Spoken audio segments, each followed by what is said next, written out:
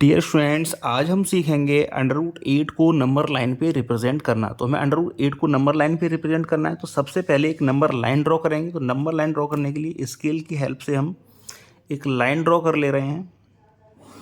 And line के both sides पे arrow होता है, क्योंकि लाइन की प्रॉपर्टी होती है कि इसको दोनों साइड्स में हम एक्सटेंड कर सकते हैं। अगर आप एरो नहीं लगाएंगे तो ये लाइन सेगमेंट हो जाएगा, जबकि हमें नंबर लाइन ड्रॉ करनी है तो लाइन ड्रॉ करनी पड़ेगी हमें उसके लिए।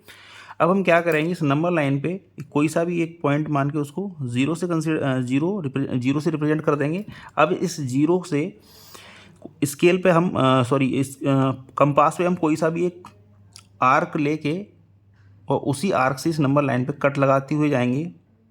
तो ये रिप्रेजेंट करेंगे 1 2 3 एंड सो ऑन।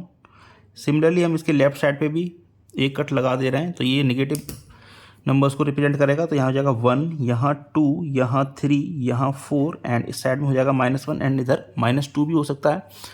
तो उसकी हमें ज़रूरत नहीं है, इसीलिए हमने इसको किया नहीं है। अब हम अंडर रूट 8 को नंबर लाइन पे रिप्रेजेंट करना है, तो इसके लिए थोड़ा सा एक कैलकुलेशन समझ लेते हैं। जैसे अंडर रूट 8 है, तो अंडर रूट 8 को मैं क्या लिख सकता हूँ, अंडर रूट 4 + 4 लिख सकता हूँ, कोई दिक्कत नहीं होनी चाहिए।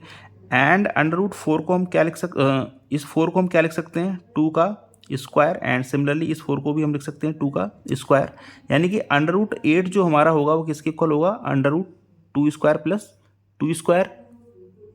अब पाइथागोरस थ्योरम क्या कहती है, कि पाइथागोरस थ्योरम कहती है कि हाइपोटेन्यूज जो इक्वल होता है वो किसके इक्वल होता है, under root perpendicular square plus base square. अगर आप इसको इससे कंपेयर करेंगे तो आप पाएंगे कि अगर कोई भी ट्राइंगल जिसका परपेंडिकुलर 2 यूनिट्स एंड बेस भी 2 यूनिट्स का है, तो उसका जो हाइपोटेन्यूज होगा वो अंडर रूट 8 यूनिट का होगा।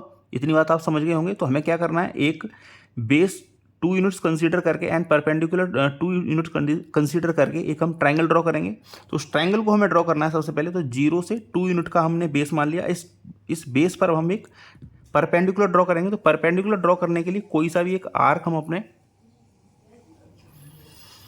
कंपास में ले लेंगे और एक सेमी सर्कल इस तरीके से ड्रॉ करेंगे। तो जहाँ पर ये पहला कट लगेगा ये रिप्रेजेंट करेगा हमारा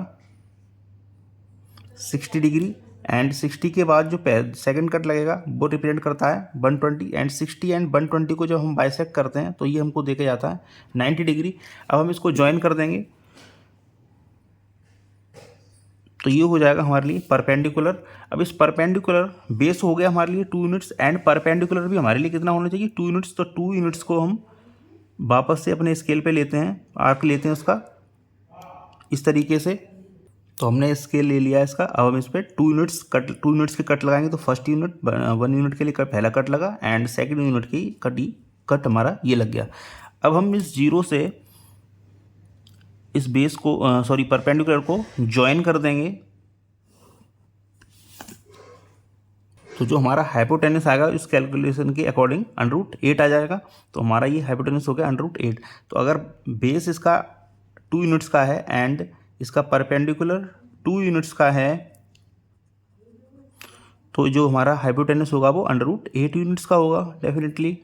एंड अभी हमारा काम यहाँ ख़त्म नहीं हुआ। अब हम क्या करेंगे, इस अंडर रूट 8 को हम रेडियस लेंगे इस आर्क से इस कंपास में, और इस नंबर लाइन को कट कर देंगे। तो जहाँ पे भी ये नंबर लाइन कट होगी वही पॉइंट हमारा हो जाएगा अंडर रूट 8। तो ये हो जाएगा हमारे लिए अंडर रूट 8। तो ये था अंडर रूट 8 को नंबर लाइन पे रिप्रेजेंट करने का तरीका। आई होप वीडियो आपको समझ में आया होगा। तो thank you very much for watching. Request है आपसे इस चैनल को जरूर सब्सक्राइब कर लें।